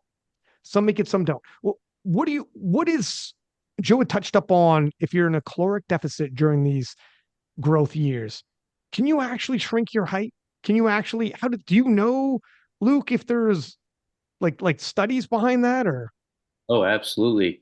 I don't know any studies off the top of my head, but there's this common debate in the world of psychology in terms of like brain development as well as just human development about like nature versus nurture, like you have a genetic predisposition to a certain height, weight, whatever that may be, but you also have, your environmental influence. And so we're seeing things like, the amount of food that people eat, obviously, the air that we breathe, all these different environmental factors that could influence how our genes develop later in life. I mean, genes are not set in stone. There's this actual term called epigenetics, where it's like our environmental influences on our genetic code. It's not actually changing our DNA, but it's changing the expression patterns of our DNA and like all the enzymes that kind of control which proteins are expressed by certain genes. And that can be influenced by our environment. So absolutely. First off, Joe, great idea bringing Luke on. It's it does have a bit of a feel when Taylor did 838.5 and everybody was like, holy smokes, what's going on here? And I brought him and Jason Tremblay on. Phenomenal podcast. You guys should do more podcasts together. You vibe well together, and obviously your story is going to grow together. You got a good story to tell. Um, in terms of like, what else would you guys change in terms of powerlifting? What else do you guys think need change? You want to go, Luke, about the programming? Luke, I was going to ask you about programming and how. I mean, I was trying to figure out a way to word this without being condescending or anything to anybody, but yeah, You mean like just like what I do differently from other people. When Yeah, you what do you think? see when you see programming going on, and some of it might seem rudimentary, or some of it might seem not science based at all, maybe more just intuitive. And maybe to an extent, you're like, I'm okay with a little bit of that. Maybe it might surprise you when you're like, hey, sometimes just getting feedback is enough. Or maybe you might think, I don't know, maybe people aren't used to gleaming data, going through data points. They're not coming from that mindset like you obviously do in school constantly. So instead of coming with that, do you think maybe we need more of that type of eye where you're used to gleaming data and knowing what to actually do with it? Yeah, absolutely. I mean, I'm definitely a data-driven coach. I keep track of all like the weekly sets, reps, tonnage, weight, absolute intensity, all these different variables. That's what I love about, being a powerlifting coach is, controlling all these variables and all that kind of stuff.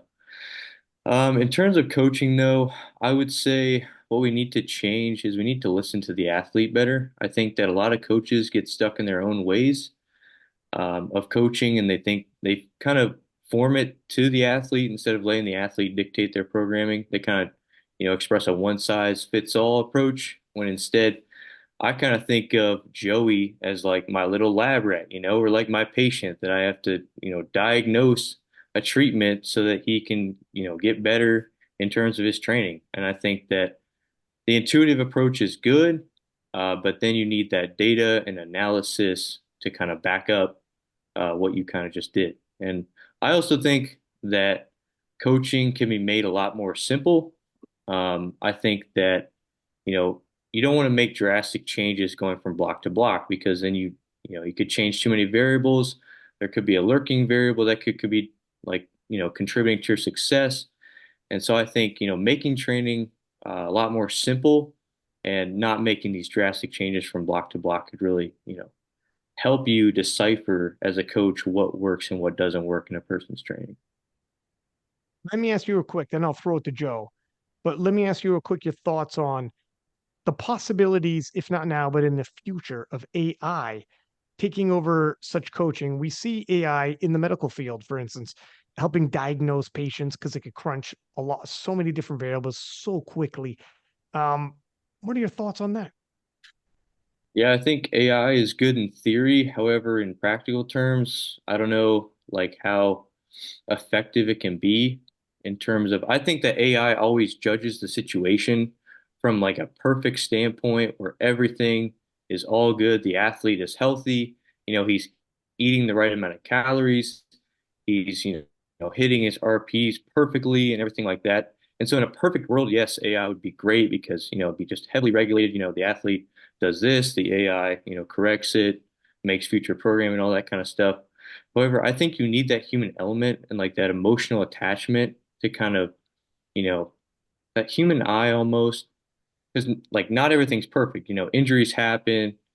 Obviously, like somebody's body weight could be screwed up on a certain day, and as a coach, like on that day, you need to be able to adjust. And so I think that AI is a little bit like it would heavily regulate the training so much, whereas like in actuality, imperfections do show up, and we need to be able to improvise. And I don't know if AI can do that as effectively as like a human coach. Because to your point, even if you did an AI and you input, what did you sleep, what did you eat, etc., what do you gauge your stress? It wouldn't, to your point, a human could assess. Let's take Penna, for instance. Penna going into world championships and the chips are down. We all remember 2023. Let's say Penna's father was sick and he wasn't sleeping, he wasn't eating, but you can't account for, okay, ordinarily that's trouble. The guy's got a fucking heart the size of Paris, though, huh? It can't assess that human element to your point where if you're a coach, you could actually, let me talk to you and you could find out, okay, we're going to be all right. This guy's dialed in. Like, how do you explain to AI what dialed in means? How do you Exactly. explain to AI? Maybe it's right. Some people might start folding and some people might not. Exact same variables, exact same sleep, exact same calories. Two different people act differently. Not all the same. Not all the same. It's you can't. I think you're right. Now, in 15, 20 years, God knows. If AI starts getting really crazy with this and starts noticing patterns in people, whatever, fine. But from what we know now, I think you're 100% on the money. It's not going to be able to cater it to you enough where you're like, hey, let me not do a real human coach. Let me do AI. It's like, can you imagine AI trying to wrap its head around Penna? That's insane. You know what I'm saying? It's like, yeah, dog, you shouldn't be here. You know, you shouldn't have made it this far. I don't understand how you're a two-time world champion. This doesn't, you're coming in fourth and this is happening. It's like, wow, it is what it is. Um, but Joe, how about yourself? You know what? Whether it's coaching, whether it's meets, or whether it's even social media. Because I had last time we had this conversation. And by the way, if you do podcasts, and I know you're like, well, we touched us on the last podcast. My friend, every time you do a podcast from here on out, probably going to be 10 times bigger each and every time after every performance you make. All right. I'm telling you this right now. But anyways, what would you change? Because last podcast, I was kind of shocked. You're a young guy and your views even on social media, you know, I don't know, maybe your views will change as things go and the more attention you get, the bigger shows you're involved in, IPF World Championships, PA Nats, Sheffield, etc., World Games, all of it's in the future for you. Maybe you start building in those directions, like, hey, I can make a living off of this if I do certain things. Or maybe you're like, no, I'm all good, thanks. What are some of the things that you're feeling out? You like, you don't like, you would change now that your following is growing and the attention you're getting is growing? Well, the atmosphere of powerlifting right now is in a good state, I'd say. We have things like Sheffield happening, which is blowing up the sport. Worlds, like the turnout there is going crazy. Like it was not too long ago where it felt like Worlds was conducted in a library almost, right? Super silent with little golf claps and stuff. Now it's crazy. People got drums out there screaming. We have fan bases now. We see Penna, for example, with what, 400,000 followers. Russ has always been pretty big, but at least now it's over 500,000. And then you have like Bob, for example, and Jesus. Like these guys have true fan bases. So I wouldn't change anything of those sorts. And one thing I would say is our community, I think, is getting a little more cohesive almost because when the split occurred, like the USAPL and IPF, there was almost like hostility between both sides saying, oh, yours doesn't count. It was done on, home soil. Or it doesn't count because the refs and all that dumb shit. But nowadays, I feel like we're getting closer to unity and under one big umbrella. And then I'm not saying this is a good thing, but at least in terms of powerlifting, the almost like the death of untested powerlifting, I think that is helping the sport as a whole because of the boost of tested powerlifting. So as untested is going down, there's giving more incentives for people to stay the tested side because they see things like Sheffield and Worlds. So they're like, all right, there's not much of a point to, go untested, try to win these money meets like the Kern back in the day, or the Ghost Clash, right? Those are things like that. That's why John Hack left IPF. There just wasn't the money meets. So with the rise of popularity in certain athletes and the fan bases, people want to be like their best lifter. They want to lift where their best lifter lifts. So just having like these I'd say good role models. Russ is a great role model, drug-free, jacked, strong as hell. Gavin, another huge influencer. Like people like these are just, I think, hugely impacting the sport in a positive way. And then that's causing the inverse with untested. But I think that also helps powerlifting in general, which is sad to say because you still have great lifters on the untested side. You got people like Jamal, you got people like Hack, and those guys are just insane. So obviously, it's never going to truly die out, at least not in their lifetime. But I think in 20, 30 years, it's going to be almost like a true backyard fed for the untested side. And I think powerlifting on the tested side with like SBD and Sheffield, I think that's just going to keep growing, and that atmosphere is going to keep getting better and better. And I'm excited to see like instead of like the personal conflicts we may have within powerlifting, because everything is so personal, it's such a niche sport. I feel like we're gonna get to the point where it's almost like baseball or basketball, where you have fan bases of the team. So this time you're You're not taking shots at the person's ego or their lifestyle. You're taking shots at their performance, which I see we're getting there right now. We're, slowly saying, oh, that guy underperformed. Oh, he overperformed. He's the underdog and so on. But it just feels so like close knitted that it almost comes off as personal. So in the future, I think it's gonna look more as like an actual sport, which I just can't wait to see.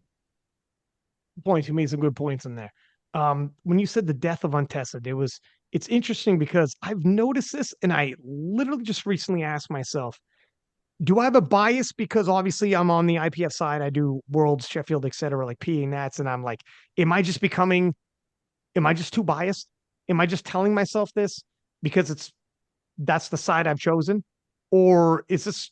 And I'm looking at the numbers and I'm looking at the traction, and I'm like, what is happening here?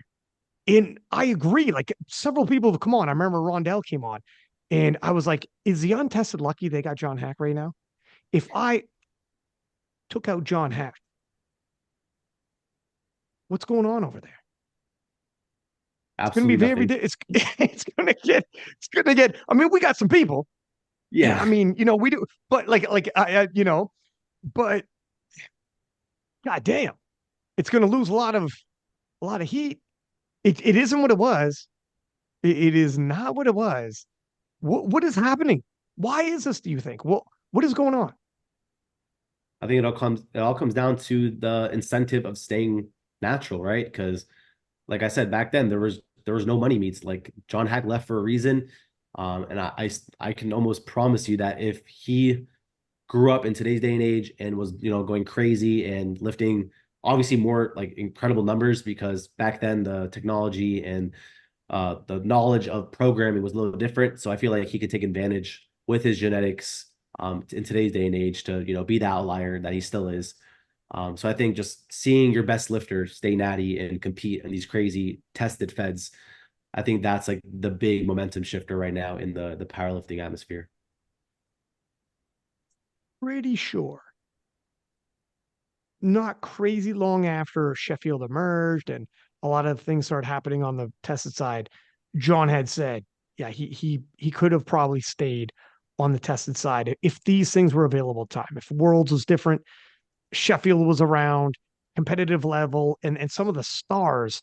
I mean, in 2016, I mean, there was Brett Gibbs. It wasn't stars like this. If you had 100,000 followers, that was wild back then.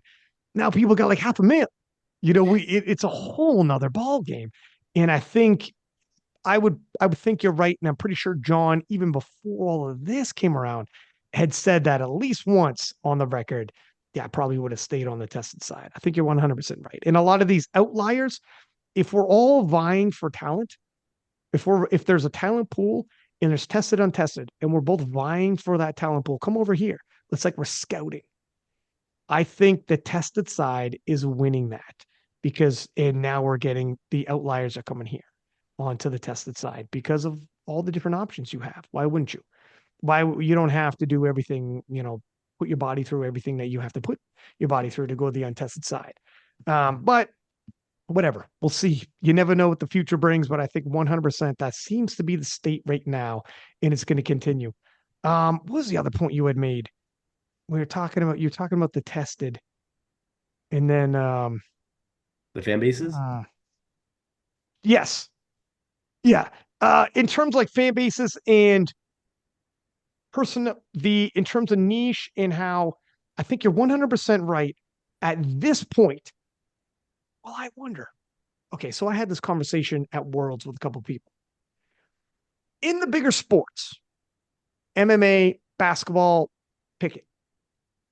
That person, that megastar in that massive sport can have a beef with one of these guys who are like a pundit and but they know each other on that personal level, to your point, because they're close enough.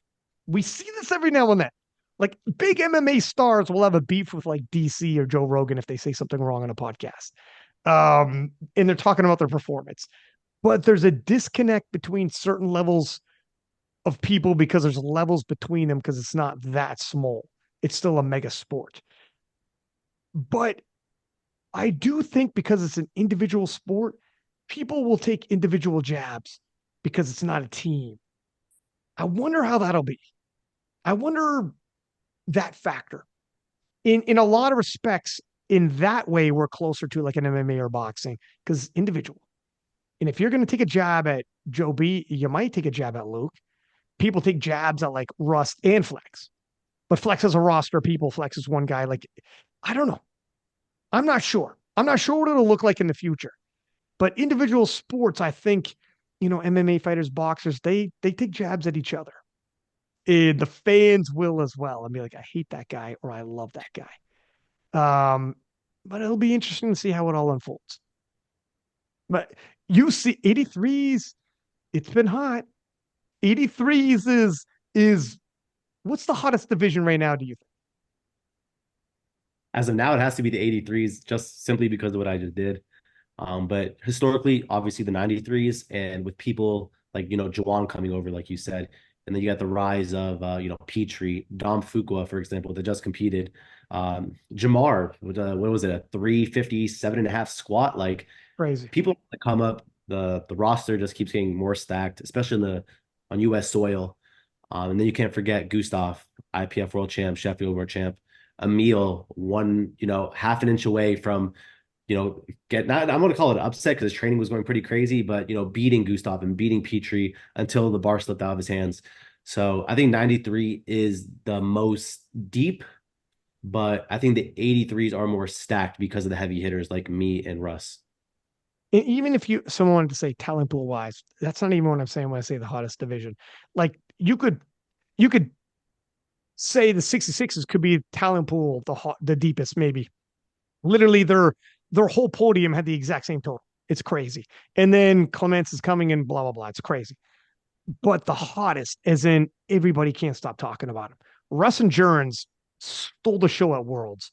Their rematch is going to be crazy at Sheffield. And then you sprinkle on your storyline in the emerging force that you are at 21 doing 865 and how excited everybody is with you.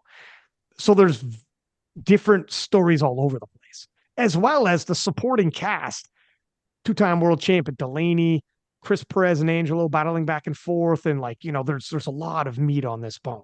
And and the possibility of Perk stepping up, the pound for pound king, daring to be great and possibly stepping up for a head-to-head showdown. You gotta love it. It's that is where like Perk can come on a podcast. We're gonna talk about the 83s. That's where I think the hottest in terms of discussion like that, at least right now, the 83s. Gotta be. Talent pool wise, man, I don't know. A whole nother open up open powerlifting and let the nerds crunch the numbers. I don't know. We're gonna get people to be in the DMs and be like, if you look at the stats, there's 10 guys within 5 kilos of each other, blah, blah, blah. It's like, it's not exactly what I was talking about when I said what's the hottest division. But yeah, I think you're at exactly where you need the timing on you, young man, is impeccable. And how quickly did Jurins, by the way, jump in your DMs and invite you? Well, that was initially going to happen after the Arnold.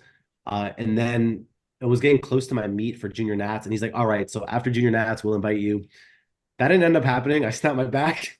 And then he was like, all right. After Worlds, I'll invite you. It still didn't happen. And then now I did this meet. He's like, all right, bro. It was like same day. He's like, all right, you're actually coming on this time. And I was like, all right, good. So Yeah, he waited a little too long, in my opinion, but it's fine. I'll bring it up on his podcast. that's fine. Well, the thing is, yeah, he's having you on nonetheless. This is Yeah. honestly going to be a very interesting podcast between the two of you discussing. Because yeah, I mean, it's the clash seems obviously inevitable, but it's not yet. And he can't be overly focused on you because he has Russ right in front of him. Yeah. And he cannot look past Russell or he. Oh, I don't think he's going to. But yeah, you can't look past him. All right. Do you want to play the name game, sir? I throw out a name, you tell me a name, a sentence, a memory, whatever comes to mind. There's no right and wrong answers. All But right. I toss it out, you tell me what you think. All right, let's do it. First, let's say Jurins Kangamo. World champ, uh, second wind, and the man to beat right now. Russell or he. The greatest 83 of all time, and probably better at 93. And no more world championships for him at 83. Um, Delaney Wallace. Also another legend. I told him after the meet. He kind of like made the meet more interesting for my entire immediate family to watch because I was like, that's how I got them to get intrigued. They're like, so is it national or world? I'm like, nah, it's just a local meet. They're like, oh, so does it matter? I'm like, well, I'm going against a two-time world champion in Delaney Wallace, third place in Sheffield. Actually been to Sheffield twice already. So I'm like, this guy is like a legend within himself. So I have nothing but nice things to say about him. Great competitor, and I just can't wait for our rematch. And like a freaking full-time accountant and Yeah. freaking and there's not many guys who are as nice as Delaney. It's very difficult to have a beef with Delaney, but not if you actually met him anyways. Um, Chris Perez. Oh, he's the dark horse in my opinion. So if you see his open powerlifting, every meet he's adding kilos. And I remember I was gonna go head to head with him at it was back then with like the junior primetime session at USAPL Nationals. I opted out not to do it, but he ended up winning that. He was like the junior of the year type of thing. Yeah, that guy's insane. He PRs every meet. He has an amazing coach in Marcellus. So I think he's the biggest, at least for nationals, he'll be the biggest threat. Is that right? I was about to ask you what kind of future do you see in Chris Perez?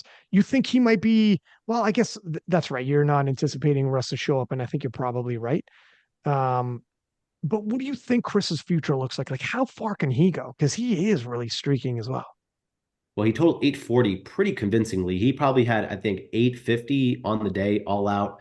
But like he's not overweight either. He weighs in at 83, 84. He has a lot of room to grow. I believe he's only 23, maybe 24 years old. So I was he's super about young. to ask his age. Yeah, Yeah, sorry, go he's ahead. as well. He just aged out of the juniors, I believe. So if you can look that up in open powerlifting, see if I'm right or wrong, I don't know. But and all I know he is pretty young and he just keeps PRing every single meet. So by then, I wouldn't put past 860, 865 by him because I feel like with his coach and his momentum right now, he's going pretty crazy, especially on that deadlift. He smoked, I think, 330, easy 10 more kilos in him if he really wanted. So yeah, he's the guy to look out for right now, in my opinion. Yeah, so actually 26 years old man Perez, Oh, wow. actually. Yeah, old Yeah. guy, old fella. On the other side of it almost. At He's still younger than everyone else. He's younger than the rest of the field, except for Alex Luckow. He's also young. Lucky how about lifts. but he's moved up, right? Yeah, Lucky's, I believe, still 83. Is he okay? I thought he might have moved up. Okay. I think he signed up for Is 82 and a half at USAPL Nats. So okay. And is he crossing over? potentially, I hope so. He said that back in the day after the Arnold, he said he's gonna do one more meet at USAPL. I could be wrong. He could have changed his mind, but I think he will be crossing over next year. God, I hope so, man. When I hear about quality lifters like that over at USAP, I'm like, why are you there? Come on over. Come on over. Everybody's at this party. I want to see what happens. But sometimes logistically you're closer to certain meets, etc. I get it. And it is USAPL is still a great place if you need to go to a meet and you're trying to like get growth before you hit the big time. Because when you come over to PA Nats, it's going to be nothing but killers. Look at freaking SBD Rally. That was insane.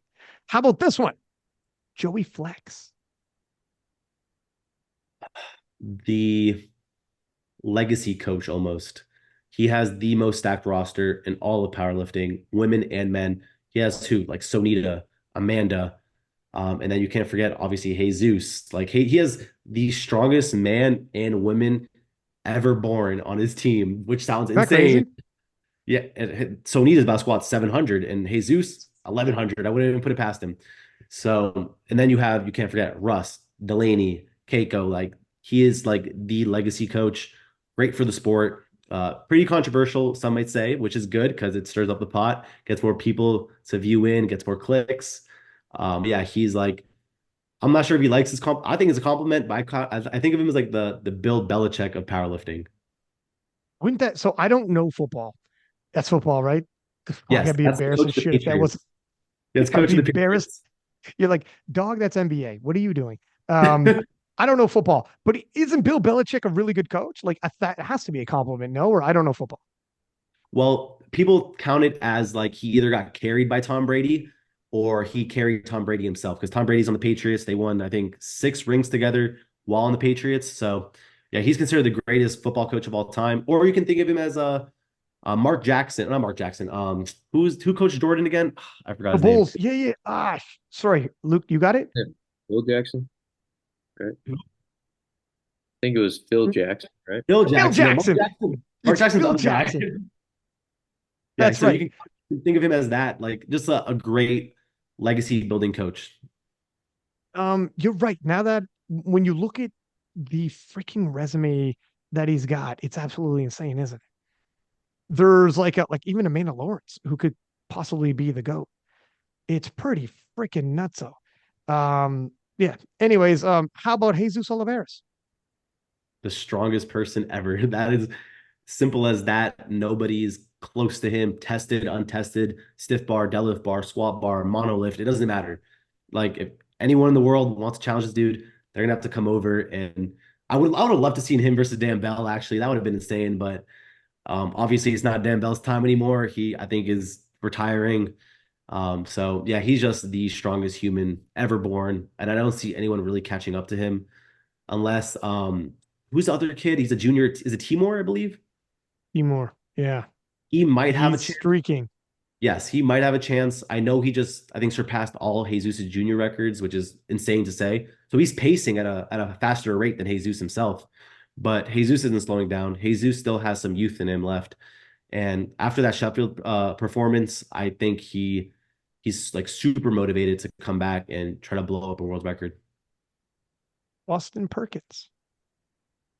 The person to beat right now, best pound for pound, 74 kilo. I'd say at this point, he's probably the GOAT.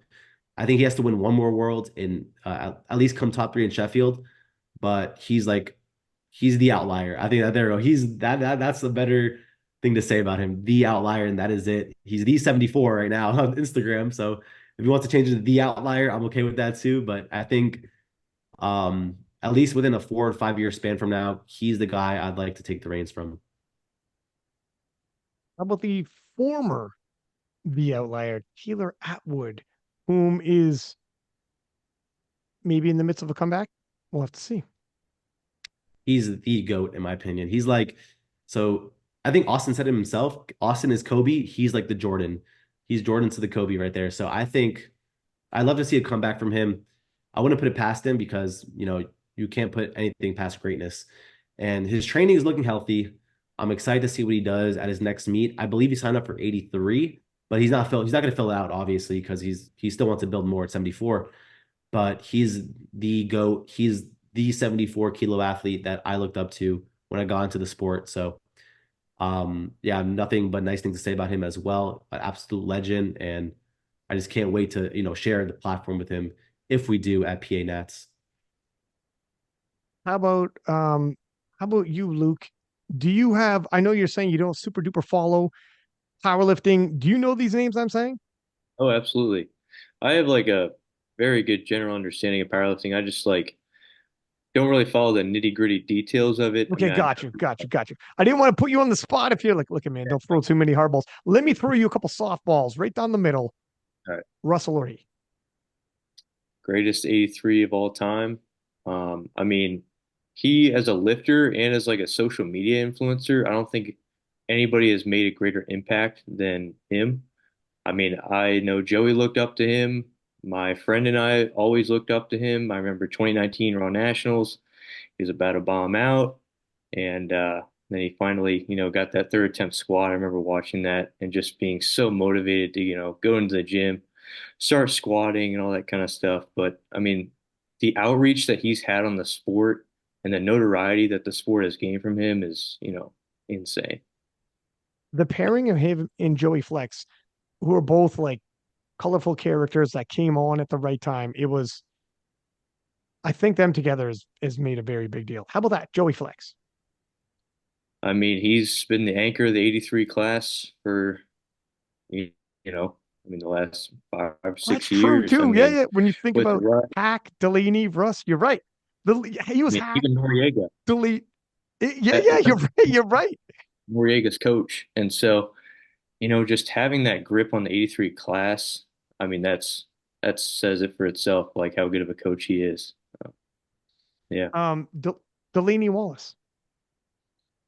just, another guy who has such high potential. I don't think he's reached his potential in the 83 class at all. And this meet kind of showcased it. His training going in uh, to Raleigh was insane. I mean, we thought like we were in for a battle, and we were. Joey mentioned that if he hits his deadlift, if he hits his bench, he's already at 860. His squat might add a little bit more in the tank as well, and it could have put him right at 865 with us. So, I mean, definitely a very strong competitor in the 83 kg field. Jurins Kangamu. Probably, I mean, the man to beat right now. He's the world champ. He's done it on a world stage. We can't say that we've done that yet. I'd like to say that we're the best, we have the best chance to beat him, but um, at this point, yeah, he's the man to beat. Let me toss this one at you. Joe Borenstein. I mean, coming from my perspective, I would say the up and coming greatest 83 kilo lifter of all time. And look, it got to be one of the hottest. I don't. Is he past prospect? I don't even think I could say hot prospect at this point. We're past that, huh? When you have the biggest total in one of the most stacked divisions, you're a little past prospect at this point, aren't you? The only thing that feels prospect is because it's still a junior. And this sounds crazy to say that, but yeah, I think you stand on good ground for one of these claims. Yeah, I mean, I I, kind of compare him to Paul Skeens. I don't know if you watched the MLB at all, but he was this pitcher. He won the College World Series at LSU last year, and he was the top prospect, number one pick in the MLB draft. And he worked his way through the minors, and this year he eventually joined the MLB. He went 6-0 and then got in the All-Star game.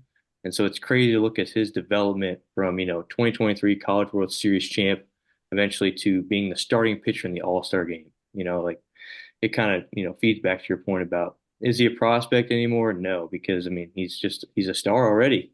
It's crazy. it's crazy. Like not too long ago, he was a 75. And like, wasn't, what is it? When was it that you were doing 800 as a 75? Was that a freaking less than a year ago? That was 9 months ago. Yeah. USAPL Nats. God, dude, it's crazy.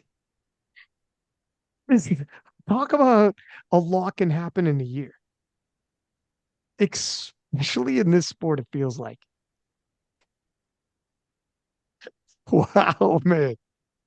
But I mean, I don't know. This must, if I feel like it's crazy quick, happening crazy quick, it must feel extremely fast for you, gentlemen. Although you obviously were telling yourselves this is going to happen. We're going to do this. Have full faith.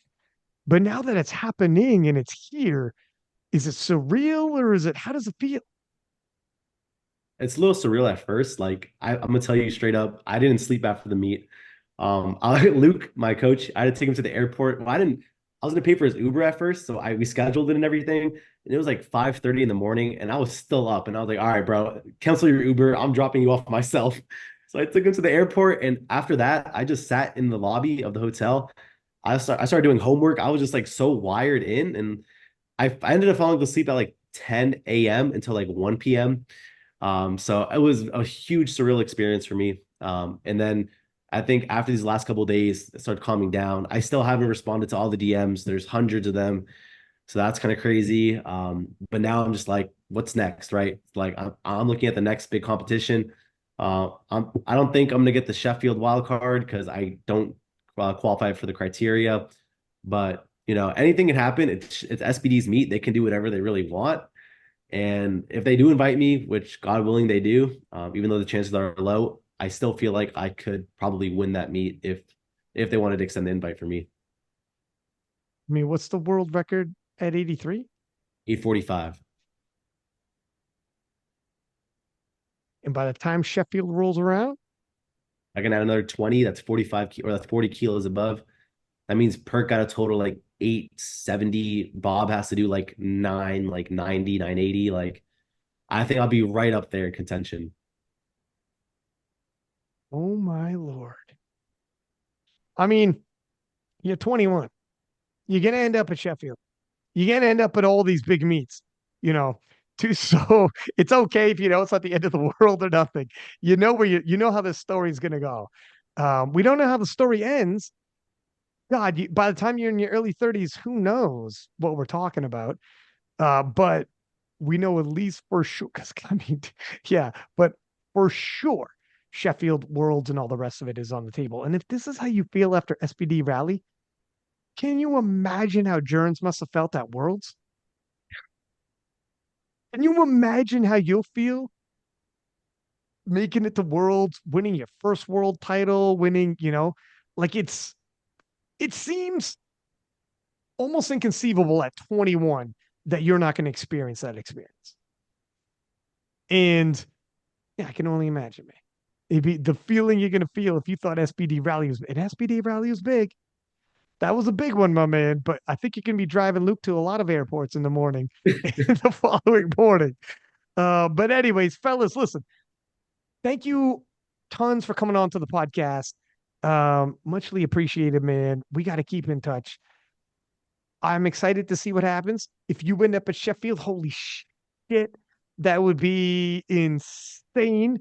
And even if you don't, 2025 is going to be nuts for you. Whether it's PA Nats and whatever else on Rivals after that. But let's talk long before. Let's not wait for 2025, huh? Yes, Let's sir. we'll talk in the DMs. And my man, you weren't lying. 860 wasn't enough.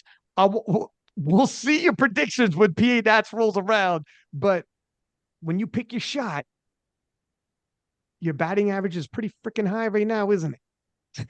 Right? The Sir. batting average is pretty high right now. So let's see what people say. Fellas, thank you for hopping on. Please do come back. We'll talk in the DMs. And everybody listening, as per usual, please do subscribe, give us high ratings. And until next time, six pack Lapadat, six up, and we are out.